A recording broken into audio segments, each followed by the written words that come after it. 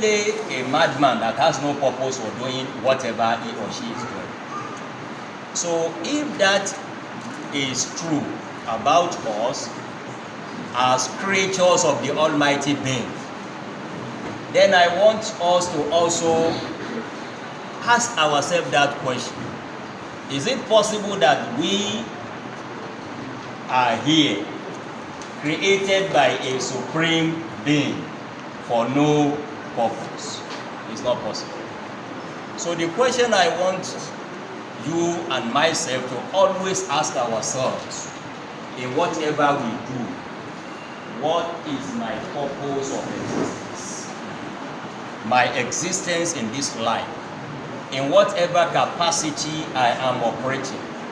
My being alive in this world must be for a purpose. And who sets such a purpose is the Creator himself, that will set the purpose for what he has created. As we all know, in our own scripture, Al-Quran Al-Kareem, and I think it will not be different from what we have in other scriptures as well. Almighty Allah tells us in Al-Quran Al-Kareem categorically, وَمَا خَلَقْتُ الْجِنَّ وَالْإِنسَ إِلَّا لِيَعْبُدُونِ. I have only created you, mankind and even jinns, for one single purpose. And that purpose is to serve me, to serve Almighty Allah. Now, serving Almighty Allah may be in different forms. What we can easily understand as act of worshiping him is when we pray, when we fast. Some people have just returned from Hajj. Those are ways of worshiping or serving Almighty Allah. But worshiping him or serving him goes beyond that notion. And that is why one of the famous jurists of Islam, Shaykh al-Islam ibn Taymiyyah rahimahullah, he defined the act of serving Almighty Allah, the act of worshiping him. He summarized it very beautifully by saying, it is any time, in any way, that you are doing what pleases him. In whatever respect, just ask yourself, what I'm doing or what I'm going to do, is it pleasing to my Creator? Will he be happy to see me doing such a thing? That is the best way of serving Almighty Allah. And that is why, as I told you, it goes beyond our normal act of worshiping him, like praying, like fasting.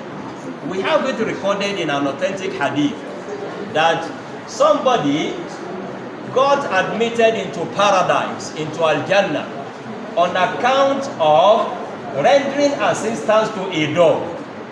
He found a dog, thirsty dog, and he quenched the thirst of that dog when it was in need.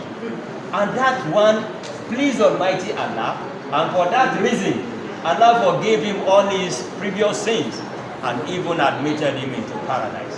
So if you can serve Almighty Allah by even serving an animal, what of if you are serving fellow human beings in a way that is pleasing to Almighty Allah? So let me now relate that one with what all of us here do on a daily basis as lawyers. We are lawyers because we want justice to be served. And when people have justice, their well-being and welfare will be improved. And when we do all that, do you think Almighty Allah will be angry or happy with us? He will surely be happy with us. And that is why we can change whatever we do in Islam, even if it is not originally an act of worship. Through having good intention, you can change an ordinary event, an ordinary practice that has nothing to do with religion. You can convert that one to an act of worship. But mind you, you must be sure that what you are doing is pleasing to Almighty Allah, one way or the other.